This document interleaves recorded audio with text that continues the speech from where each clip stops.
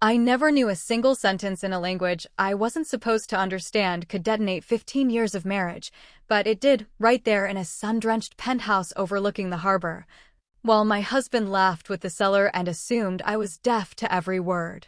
My name is Mara Ellison now, but for most of my adult life I answered to whatever tone Daniel decided to use. For years I was the background wife, soft-spoken, grateful, invisible. Daniel earned the real money, made the real choices, and spoke with the calm certainty of a man who believed the world had already voted and chosen him as its spokesman. I worked part-time bookkeeping for a local dentist, smiled politely when he reminded everyone that his income kept the lights on, and learned to fold my own wishes so small they fit inside the kitchen drawer with the spare keys. Home wasn't a refuge, it was a stage where I played the role of agreeable audience to his one-man show. Suggest a weekend away somewhere I picked? He'd already booked the golf resort. Mention wanting to learn Italian just for fun? He'd laugh and say we weren't the kind of people who needed hobbies. I stopped mentioning anything at all. Then one sleepless night an ad blinked across my phone. Learn Italian in 10 minutes a day free. I don't know why I clicked. Maybe because it was 2 a.m. and Daniel was snoring 3 rooms away, or maybe because something inside me was starving. I signed up, slipped headphones on, and began whispering buongiorno and grazie while the apartment slept. 10 minutes became 20, then whole lunch breaks at work with the volume low. I filled secret notebooks with verb conjugations and hid them beneath winter sweaters. For the first time in a decade, a corner of my life belonged only to me. Daniel, meanwhile, decided we were upgrading. He found a listing for a glass-walled penthouse owned by a Roman architect named Luca Moretti, who was moving back to Italy. "We're seeing it Saturday," he announced.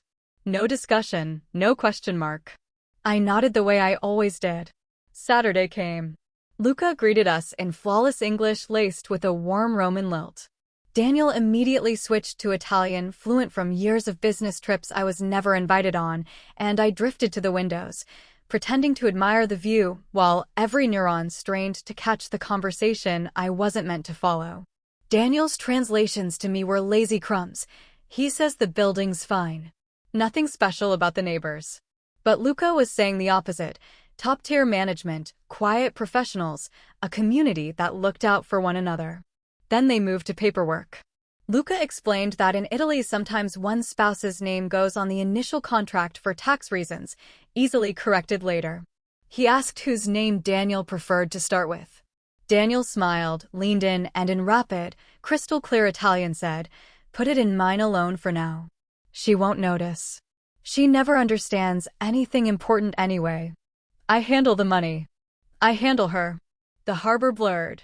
My pulse filled my ears. I stood perfectly still while the man I'd shared a bed with for 15 years erased me in a language he thought kept his secrets safe. The drive home was quiet except for Daniel humming along to whatever was on the radio, already mentally arranging furniture that would never belong to me. As soon as we stepped inside our old apartment, I spoke. "Whose name were you planning to put on the deed, Daniel?" He froze, keys still in his hand. "What?" I understood every word. The color left his face like someone had pulled a drain. He blustered, "Paperwork shortcuts, my imagination. How dare I eavesdrop?" But for once his voice didn't shrink me.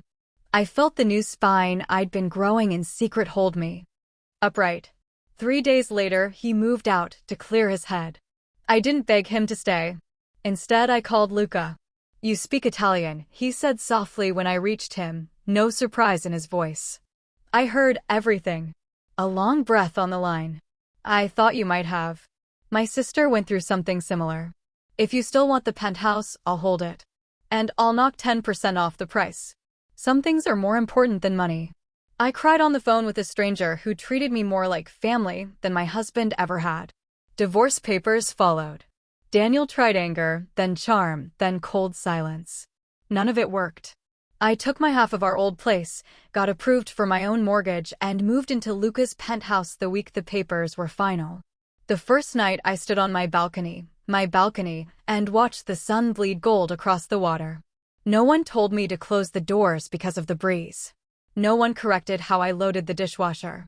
The silence was mine to fill however I wanted. I landed a new job with an import company that needed someone fluent in Italian accounting standards. I bought plants I didn't have to justify. I signed up for a photography course on Tuesday nights. That's where I met Matteo, quiet smile, gentle questions, recently divorced himself. He never assumed he knew what I needed. He asked, then listened to the answer. We started studying together after class, trading negatives and stories about starting over. One night he walked me to my door and simply said, "You deserve a life that fits the size you actually are, Mara."